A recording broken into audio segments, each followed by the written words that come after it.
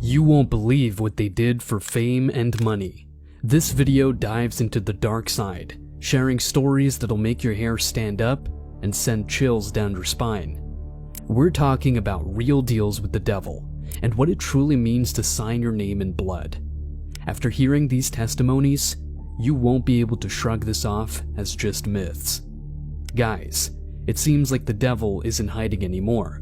You can see it everywhere, dominating the majority of movies, music, award shows, and yes, even the NFL.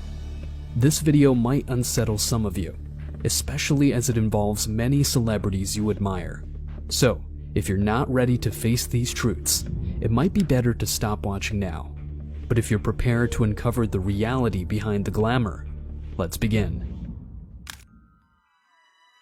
The journey to fame is often illuminated by the spotlight, but it's the shadows that tell the more intriguing stories.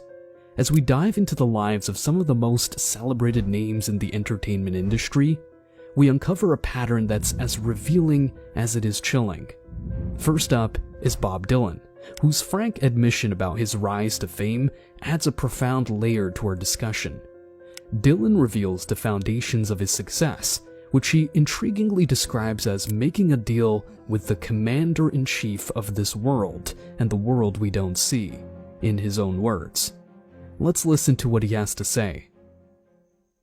Why do you still do it? Why are you still out here? Well, it goes back to the destiny thing.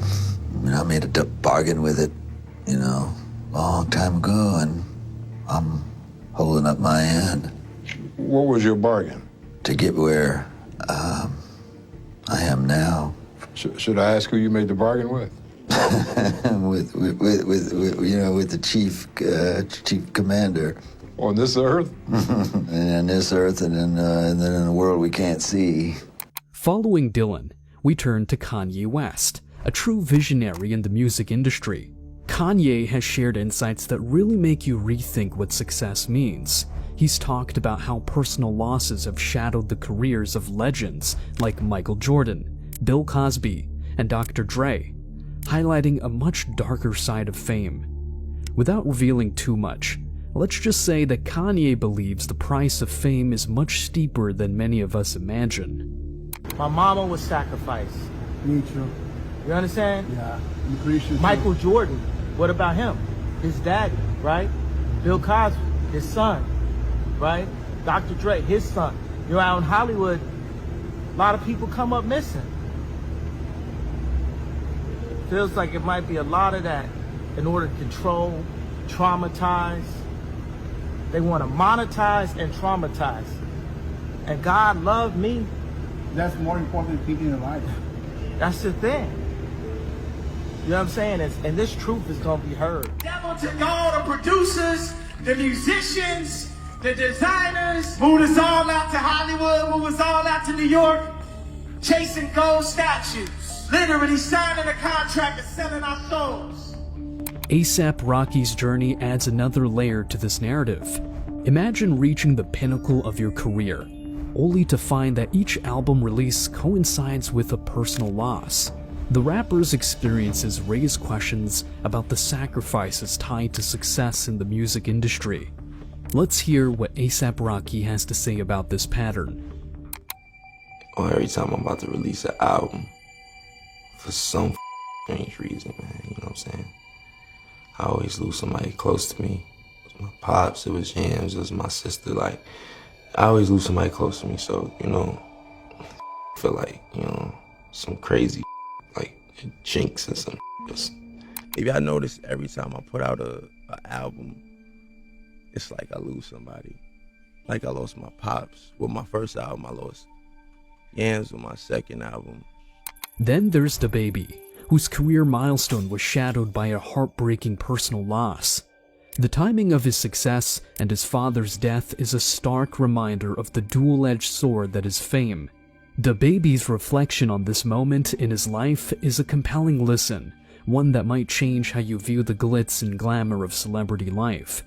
And you really lost him the same day you hit number Swear to one God, with Suge? the same time, it was Baby on Baby, and went like number one. Okay. It went like number one on Apple Music, iTunes.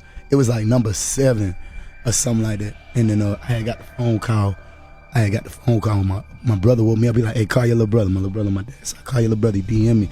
Oh, he woke me up. I'm like, DM you, what's up? Pick up the phone. I call him. I'm halfway asleep. He bro, dad, bro, he dead. He died. I'm like, what? I set up in my bed. I'm like, what? Same time, Carter, he blowing my phone up. Blowing me up while I'm trying to figure out what's going on. I'm thinking he calling to deliver the same news. I click over, what's up, bro? We number one, you did it. You did it. I'm like, damn. As we navigate these thought-provoking waters, we're about to delve into Christina Cheney's riveting testimony. She shares a haunting exchange with an influential figure in the industry who eerily suggested that a pact with the devil could skyrocket her to fame overnight. Yet, this is merely the surface. Cheney's story delves into depths that promise to unveil even more startling revelations, shedding light on the darkest corners of the quest for fame and success. So the very first time when I was working with this producer, we were working on my first album to get me shopped to get a major deal. And we were taking a break from recording this album, and he took me around the studio. And this is someone who's been in the industry, like he's worked with big names. And so he was like, hey, so you know that if you were to sell your soul to the devil, you can have instant fame tomorrow. And when who said that?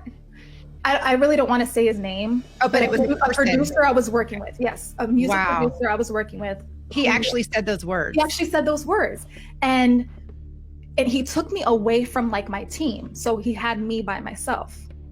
So it was like a whole lot happened in that moment. Like discernment happened in that moment for me that I never really experienced before. It was almost like he made a mistake in his career and he was using me to try to get to where he really wanted to be. But he didn't want to sell his soul. So he's like, but if you sell your soul, we can go high. And it was like, in that moment, I received all this knowledge and a huge, just, what I can explain was like something fell on me. And I fell to the ground where I could not stand. And I started weeping and crying out to the Lord saying, forgive me, because I wasn't living right. And so when he said that, it was almost like, what have I done? How deep am I in this disobedience place? So I fell on the floor and I started, just crying out and saying, Lord, forgive me. I don't want to do anything without you. Like, the true nature of who I am. Like, I wanted him to forgive me. And after that whole thing, I look up and the man was sitting on the, it's like he fell, I guess, because he was sitting weird and his head was down as I was praying and crying out to God in front of this man. I did not care because the conviction behind his words really hit me. The idea of trading one's soul for a fast track to success transforms from mere metaphor to a chilling reality for some.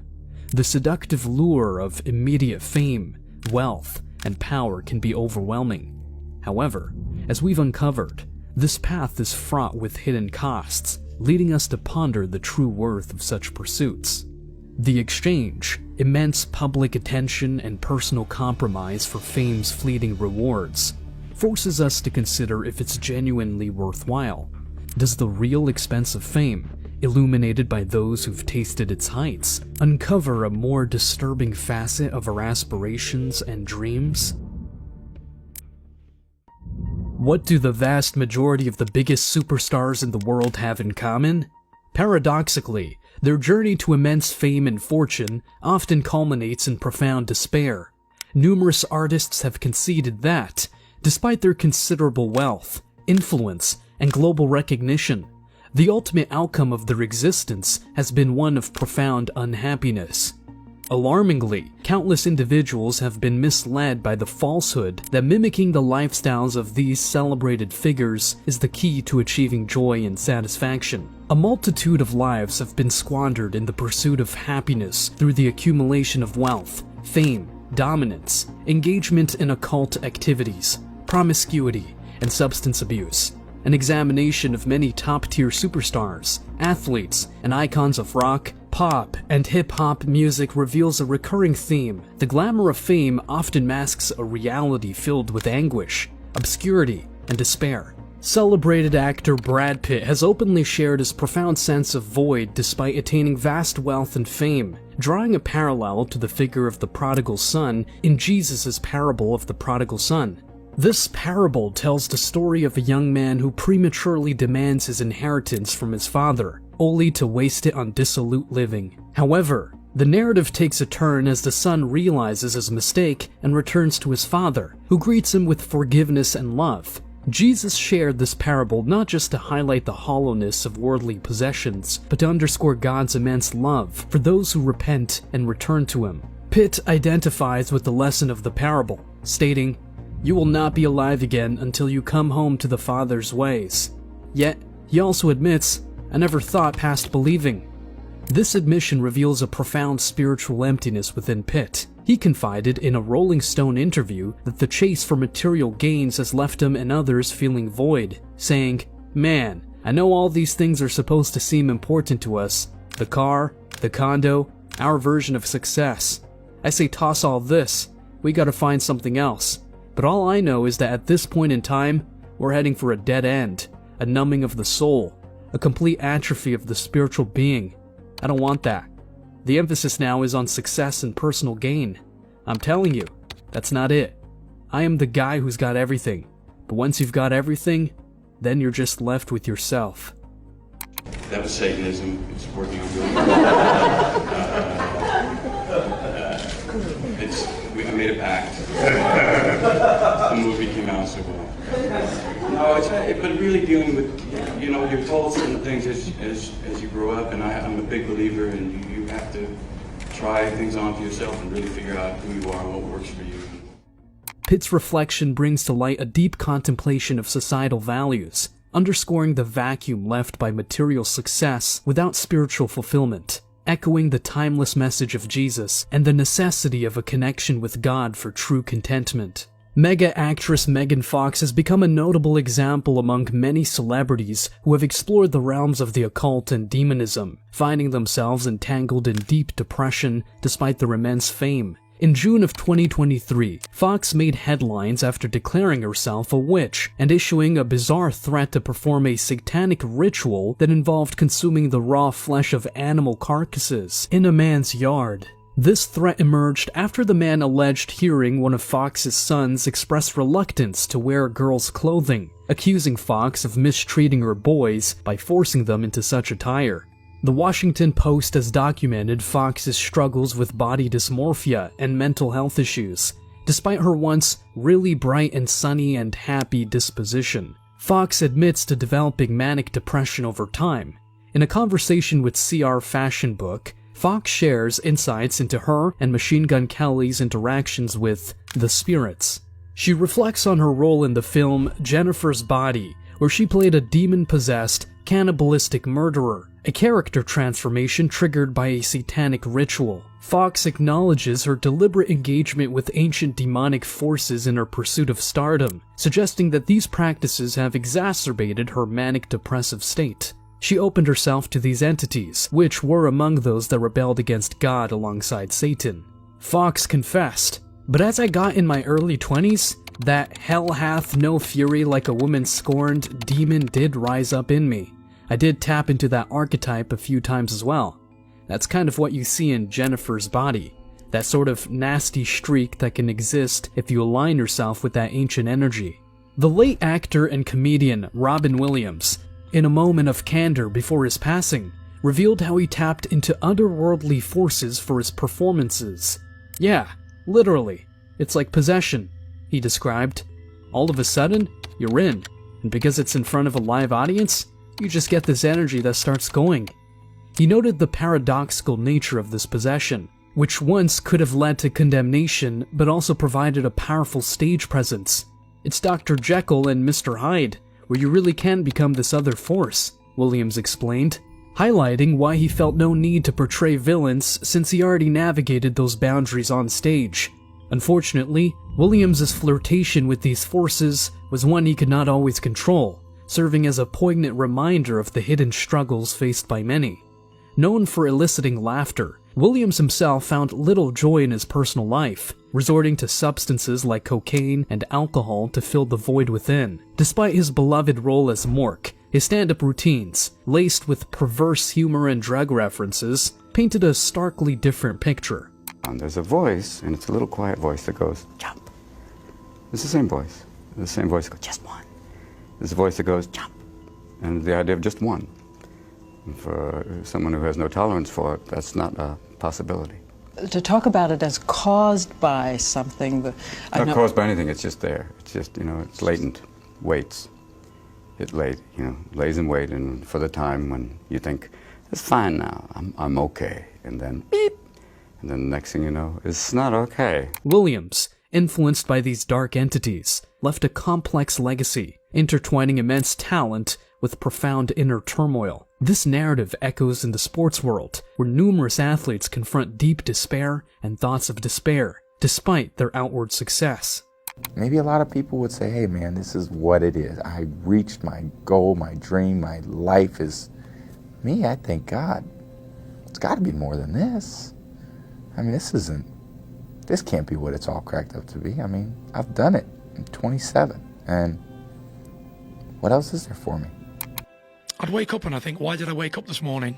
This is coming from a man who had everything: money, fame, glory, titles, a wife, a family, kids, everything.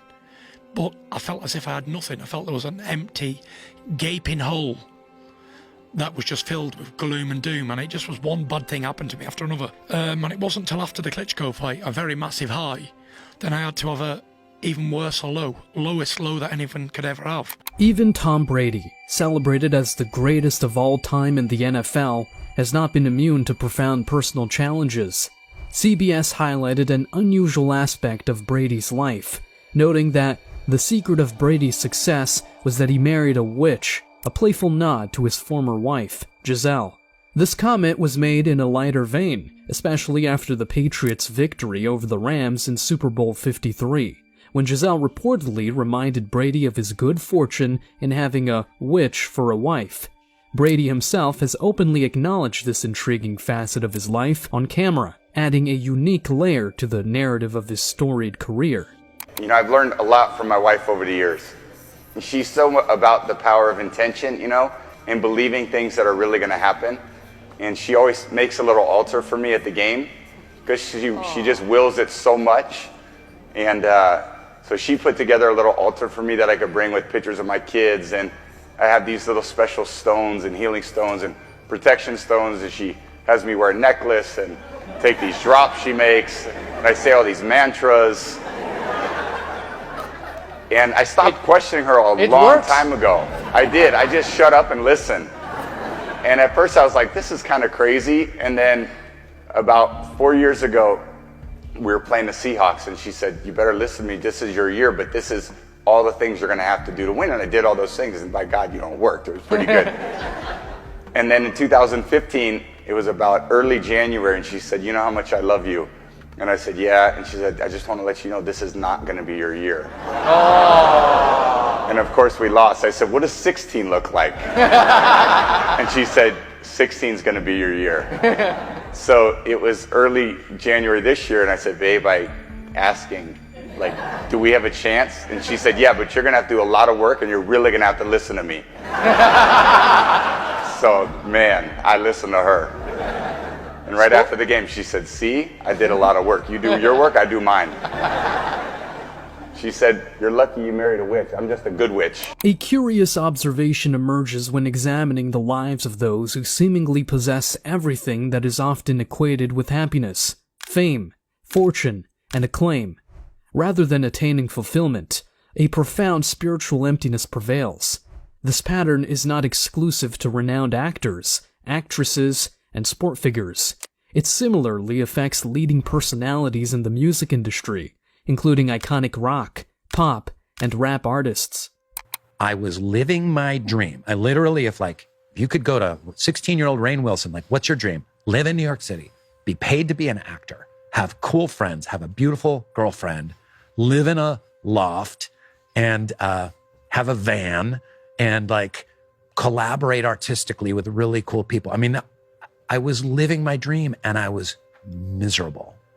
I was just like, what the f going on? Like, why am I waking up at 3 a.m. just like staring at the wall? Why am I considering like what? How? This doesn't make any sense. It doesn't make any sense. Like, I'm living my dream. This is what you wanted, asshole. Why are you so ungrateful? And I was deeply, deeply unhappy. If I get this, I'll be happy. If I do this, I'll be happy. Because I felt like I was like, bro, I was like dying. My security and stuff were coming into the room at night to check my pulse. Like, people don't know how serious it got. Like, it was legit crazy scary. I was waking up in the morning and the first thing I was doing is popping pills and smoking a blunt and starting my day. You know, so it just got scary. I basically said to myself, I'm like, God, if you're real, you get me through this season of stopping these pills and stuff. And if you do, I'll do the rest of the work.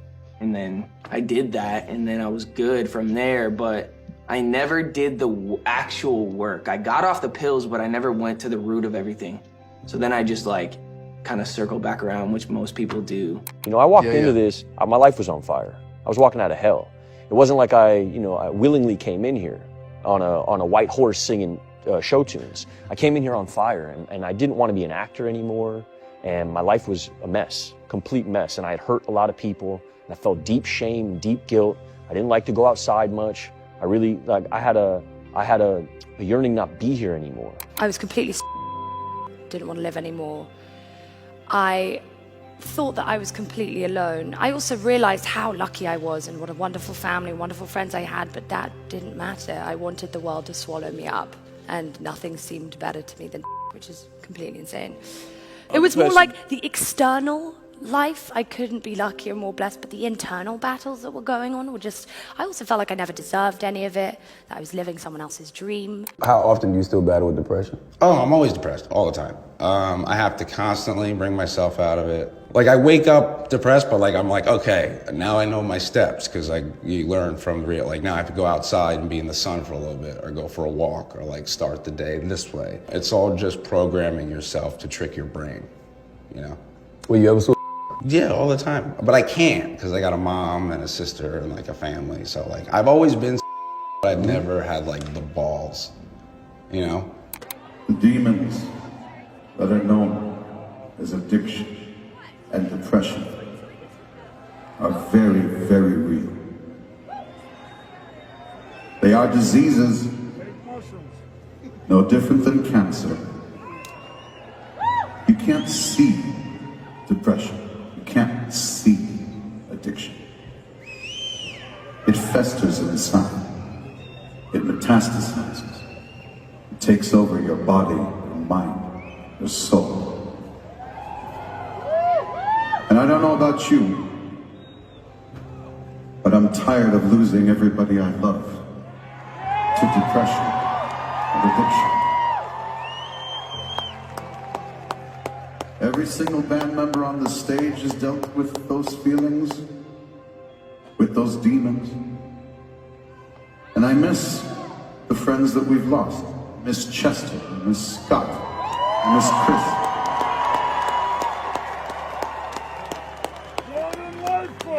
And if I can be completely honest with you, a couple months ago, I almost joined you. Addiction and depression can happen to anyone, ladies and gentlemen. No one is immune from it, no matter how beautiful their life may look from the outside, no matter how blessed they may seem. It's out of our control. Even the iconic Elvis Presley, revered as the king of rock and roll, was not immune to profound internal struggles. He experienced intense depression, anger, and uncontrollable rage.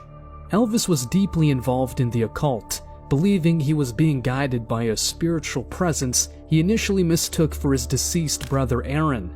He was convinced these spirits had singled him out to be a messianic figure for a new age, leading others into occult practices. Sadly, Elvis's life ended prematurely at 42 due to a severe heart attack, an event that found him engaging with hardcore pornography and an occult text, sex, and psychic energy. His close associates, the Memphis Mafia, attested to his use of occult forces to sway his audience. Despite his monumental fame, Elvis expressed to Pastor James Hamill, his childhood pastor from the First Assembly of God in Memphis, his profound unhappiness. He confessed, "Pastor, I'm the most miserable young man you've ever seen. I've got all the money I'll ever need to spend. I've got millions of fans. I got friends, but I'm doing what you taught me not to do, and I'm not doing the things you taught me to do." John Lennon, the visionary leader of the Beatles, also navigated through deep-seated despair, hopelessness, and depression. In a dialogue with David Sheff, Lennon echoed the satanic maxim of Aleister Crowley, "Do what thou wilt," encapsulating the ethos of the Beatles as, the whole Beatle idea was, do what thou wilt. In a gesture of acknowledgement to the Satanist Celeste Crowley, his likeness was positioned prominently on their album, Sgt. Pepper's Lonely Hearts Club Band.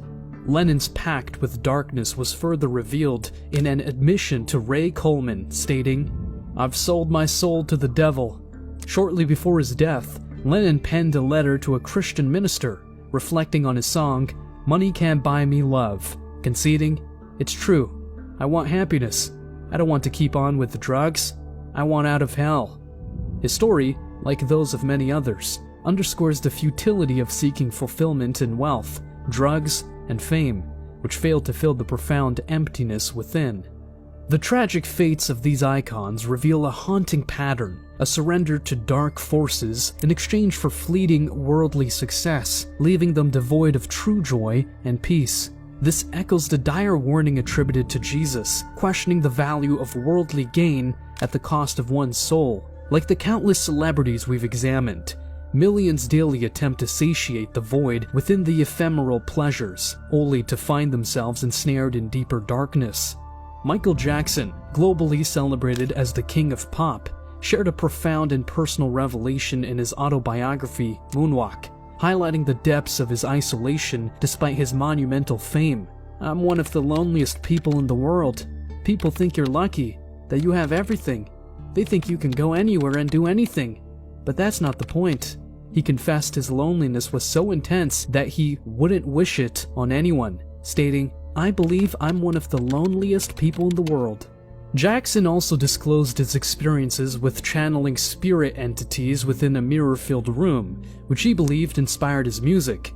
He claimed that many of his songs were received during sleep, fearing that a lack of rest might result in these spirits offering their inspiration to Prince instead.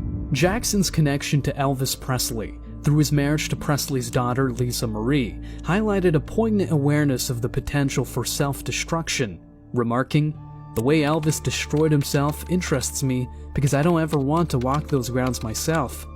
In a tragic parallel, Lisa Marie observed that her father's fate mirrored Jackson's own demise. Michael Jackson passed away at 50 due to a drug overdose in Los Angeles, echoing the sad narratives of Elvis and John Lennon, where neither drugs, wealth, nor fame could mend the profound emptiness within. But money is the root of all evil, as you know. The love of money is the root of all evil.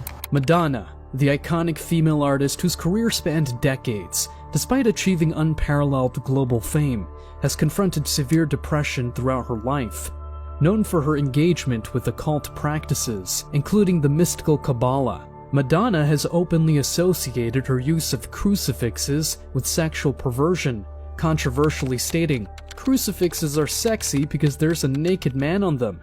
In January 2023, she sparked further controversy with an all-female Last Supper photo shoot for Vanity Fair's European Icon issue, casting herself as Jesus Christ. Despite the adoration of countless fans and the thrill of touring, Madonna has admitted to battling profound internal demons, confessing, "I'm a tormented person. I have a lot of demons inside of me." These confessions from some of the world's most iconic figures underscore a common theme of deep-seated loneliness and the unfulfilled quest for happiness through fame and material success, revealing a stark contrast between public perception and private reality. Kurt Cobain, the iconic frontman of Nirvana, which is celebrated as the pinnacle of grunge music, harbored a deep fascination with Anton LaVey, the notorious founder of the Church of Satan and author of the Satanic Bible. Cobain's interest in Lavi was so intense that he attempted to involve him in Nirvana's groundbreaking album, Nevermind, proposing Lavi play the cello on the record.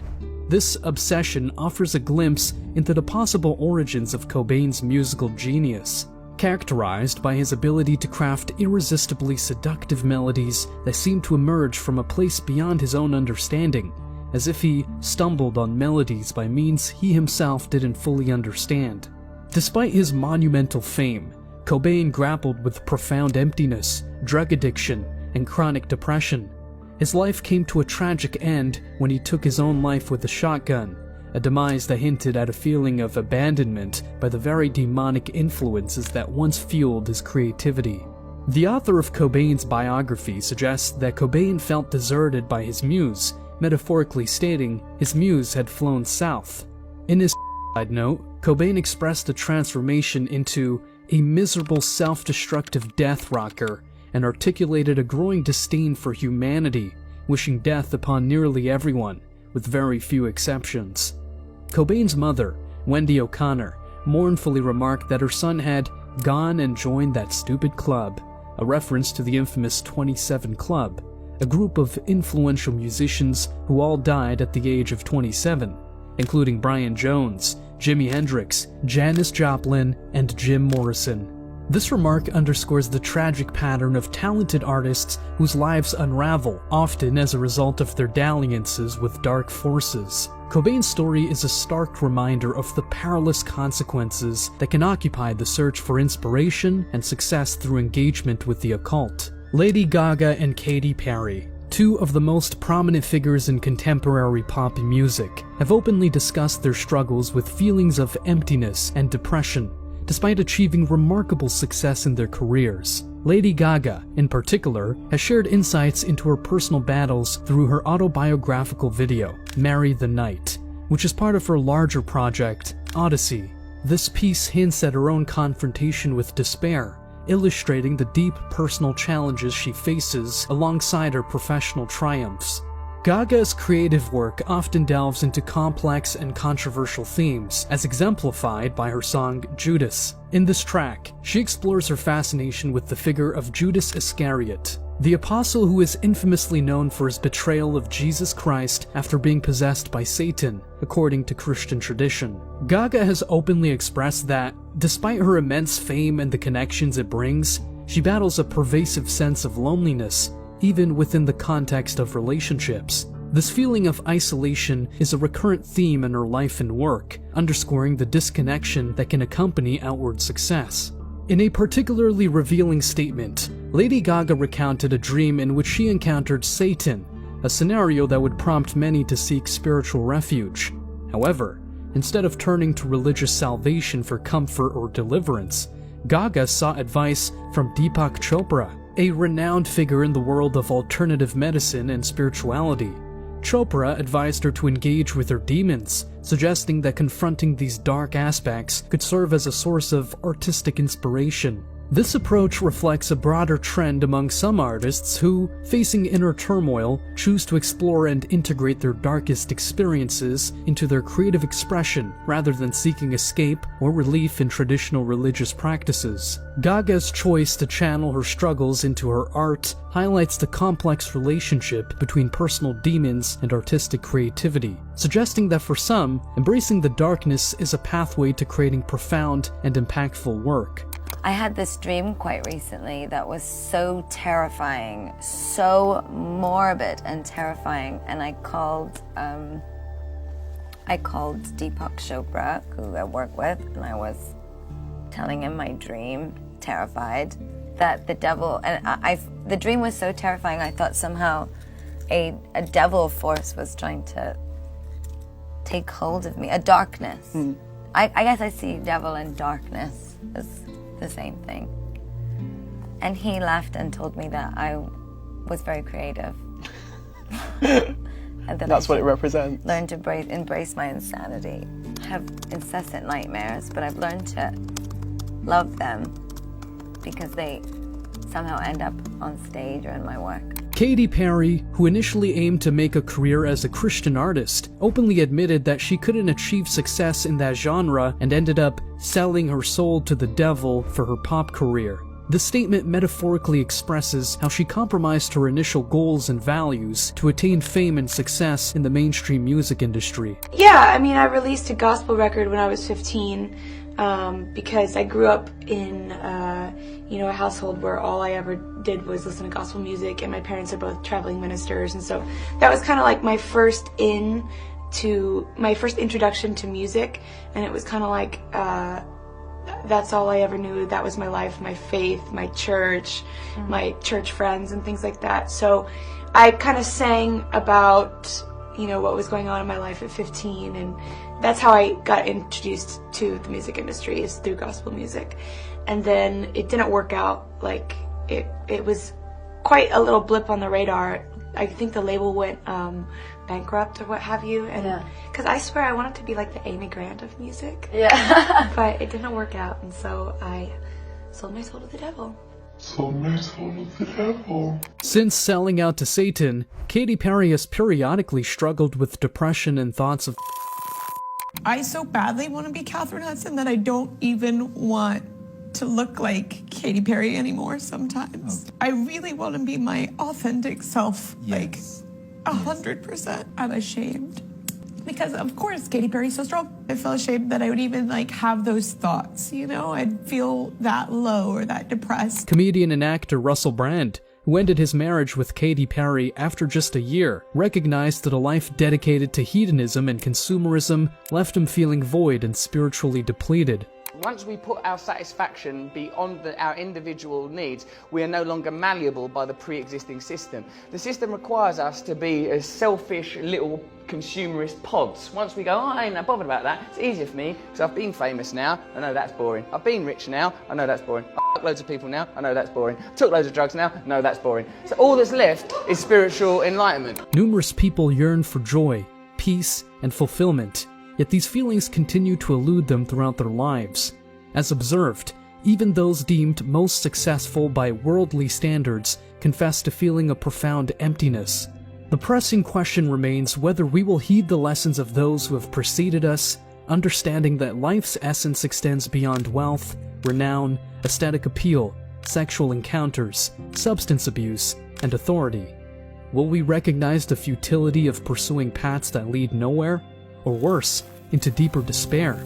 Shia LaBeouf, celebrated for his role in the hit Transformers series and achieving unparalleled box office success for his generation, echoed this sentiment of emptiness and confusion, a sentiment shared by numerous other celebrities.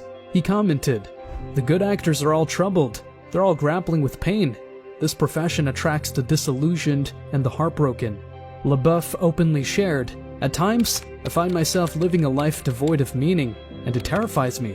This vast insecurity within me, it feels like a void only God can fill. If only I had the answers, I'd address it immediately. I'm clueless about everything. Why am I battling alcoholism? I have no idea. What's the purpose of life? I'm just as lost." With the multitude of stars admitting their engagement in satanic and occult activities in the pursuit of wealth and fame, seemingly at the cost of their very souls, one must ponder the solution. Shia LaBeouf later expressed finding peace in his soul through embracing Jesus Christ. Russell Brand has voiced the sentiment that humanity is in search of fulfillment in avenues that ultimately render them hollow. Brand further stated, "It seems we've been deceived into denying God's existence. I personally believe that Christ's teachings have never been more pertinent. For personalities like Deion Sanders and countless others, the singular and definitive resolution lies in a relationship with Jesus Christ, the Lord and Savior." How did you come to know Christ? How did I come? Tell me that moment. Hell. I was kissing hell. I was making love to hell. I was adopted by hell. I was going through hell at the height of everything, winning Super Bowls, playing in World Series, doing my thing, but had no peace, no joy. Didn't feel like no one loved me but my kids. They're the only thing that I felt like was real and authentic and loved me because they're the only one who knew me. You could sleep in the bed with 2 and 3 women and nobody's satisfied. You got 100 suits, you can't cover up the pain. You got 300, 400, 500 pairs of shoes, you can't take a step in the right direction. You got 9 to 10 cars in the driveway, you ain't going nowhere. You got a 15,000 square foot house, but you ain't got a home. So now you just crying out. You're crying out for help. And you began to be. If you're there, what's the word of hope that changes that? The word of hope is sooner or later, you're going to have to surrender.